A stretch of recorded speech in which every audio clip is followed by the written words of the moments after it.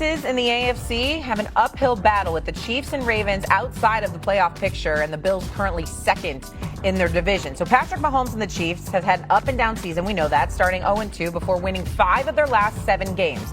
The Chiefs are currently third in their division and in the hunt for a wild card spot. The Bills started the season hot, going 4-0 while looking like one of the best teams in the NFL. But Josh Allen and the Bills have since lost 3 of their last 5 games, and they've handed the division lead right on over to the Patriots. Then after a 1-5 start, the Ravens have won 3 straight games, with Lamar Jackson returning for the last 2. The Ravens are in second place in the AFC North behind the Steelers and now favored to win the division. So assuming all 3 teams now do make it to the postseason, as Marcus Spears is back here with us, who is more likely to go on a playoff run? I'll go to you first here, Stephen A. Is it the Chiefs, the Bills, or the Ravens? I'm going to go with the Baltimore.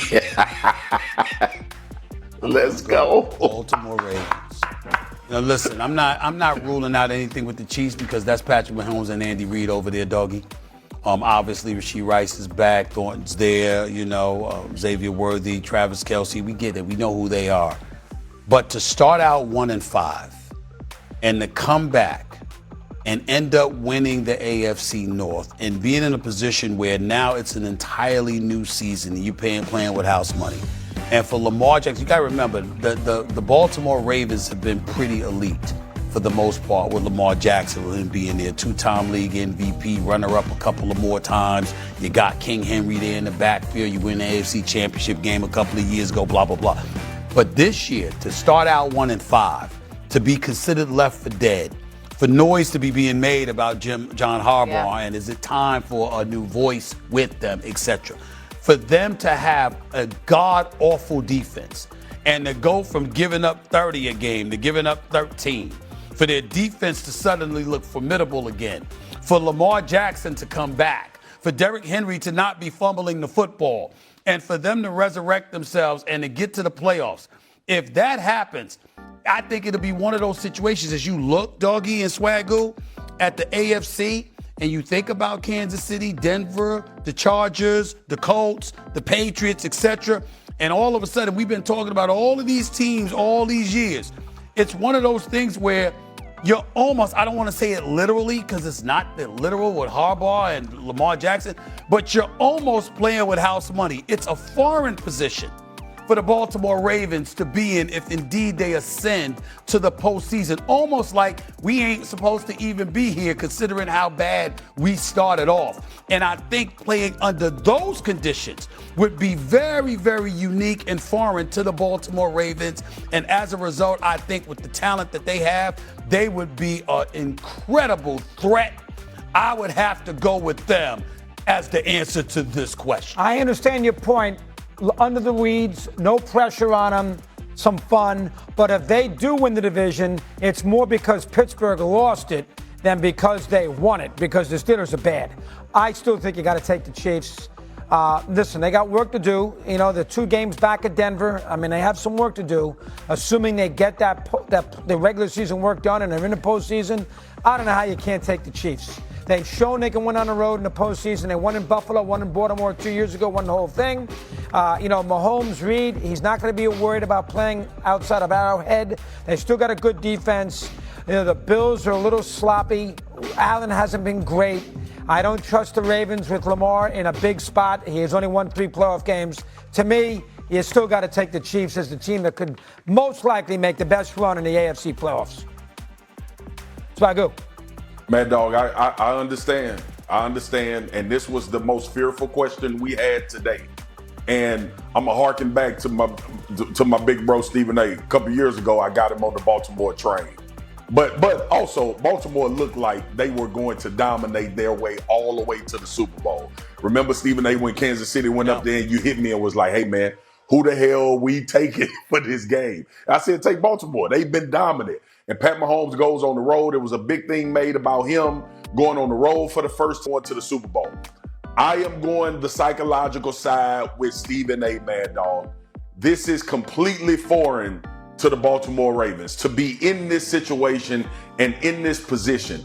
And I think the sense of urgency that is going to be created for them having to play football the way that they have to play in order to get into the playoffs and sustain that success. And at some point, right, I'm going with a little emotion here. At some point, Lamar Jackson is going to break through. At some point, he's going to have one of these games in a big spot, in a playoff performance where he reminds everybody of why he's a two-time league MVP. And I could see that being this year, barring health and making sure that this team gets into the playoffs. And another thing, they left the door open. Mad Dog, I understand about the Steelers and Cincinnati and Cleveland, but they left the door open in this division for the Ravens to get back healthy, figure some things out defensively, and get themselves into the playoffs. And I think from a psychological standpoint, I'm not talking about X's and O's. I'm not talking about how good they'll be at a certain point in the season or what they're setting themselves up for. Sometimes in this game, as a former player, you realize that these opportunities don't come around often.